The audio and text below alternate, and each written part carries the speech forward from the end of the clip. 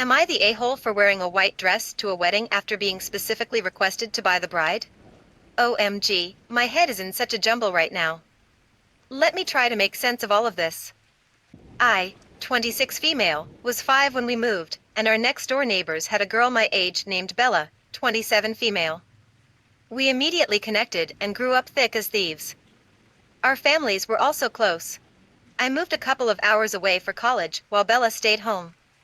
She would come visit me frequently, stay with me, and we had great times. I met Barrett, 26 male now, in an econ class sophomore year and realized we had a lot of friends in common. He was a smart, attractive guy, so we ended up hooking up a few times after study sessions. It was fun, but there wasn't really long-term chemistry, so we remained friends. We never even talked about dating. We weren't close after that, but we were on group text threads together and saw each other frequently at parties. I introduced Bella to Barrett at a party senior year, and it was love at first sight for her. She interrogated me about him and I informed her of our history. She seemed pretty upset about the fact that we had hooked up, but I assured her that there was absolutely nothing romantic there and that she had my blessing to pursue him. She did, and after a few months, they started officially dating. She was over the moon. I was happy she was happy. I graduated and accepted a job 6 hours away from home. Shortly afterwards, Bella and Barrett ended up moving in together in my hometown. I visited them frequently at first, but life got busy, so we ended up seeing each other annually at holidays. Last Christmas, my family hosted a Christmas Eve party with our two families at which Barrett proposed to Bella. It was a heartfelt proposal and everybody was thrilled for them. Bella wanted to talk about nothing but wedding planning that holiday, and we had tons of fun brainstorming ideas together. There were no signs of what was to come.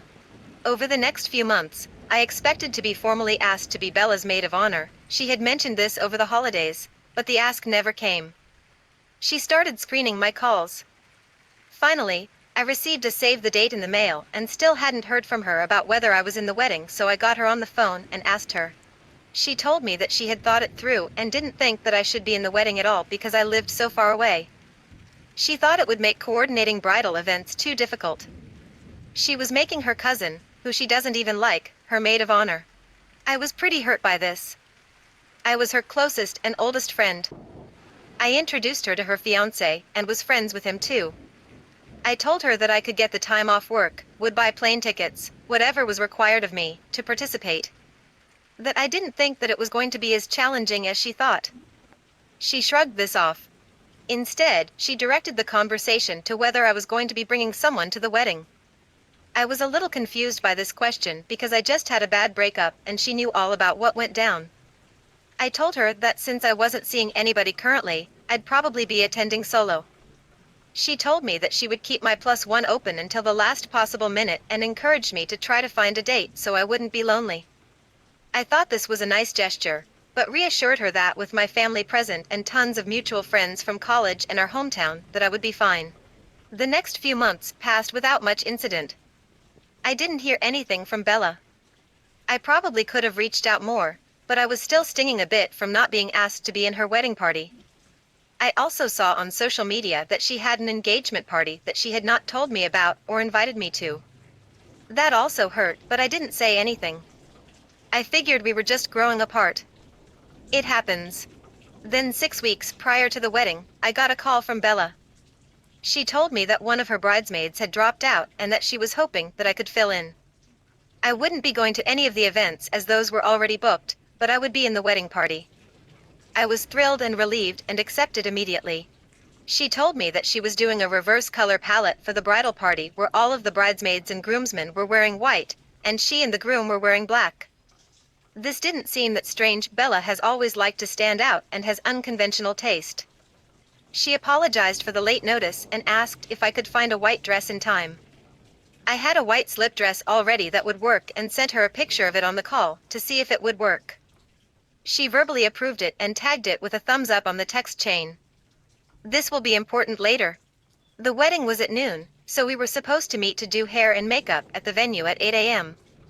I left my parents' home early and arrived in sweats with my dress in a bag and greeted Bella and the other girls. We had fun drinking champagne and getting ready. About 2 hours prior to the ceremony, Bella told everybody to get our dresses on so we could do some pictures. I grabbed my bag and went into the bathroom to change and tweak my makeup. When I re-entered the room, every last bridesmaid was in a blue dress. I was the only one in white. My stomach dropped. My mind raced back to the conversation I had with Bella. She had said white, right? I hadn't misheard? No, I was certain. She had called out the reverse color scheme. I had Googled it. No, this was a setup. Bella was in the middle of the room in a bathrobe with a resigned look on her face. She said to her cousin, "I told you she was going to do something like this." Her cousin approached me and asked what I was wearing. I mumbled that Bella had told me to wear white. Bella didn't even blink. She stared back and huffed out a laugh and said something about how of course I would have to make today all about me. The cousin started screaming at me, going off on me about how I was jealous, in love with Barrett, and how completely unhinged I was.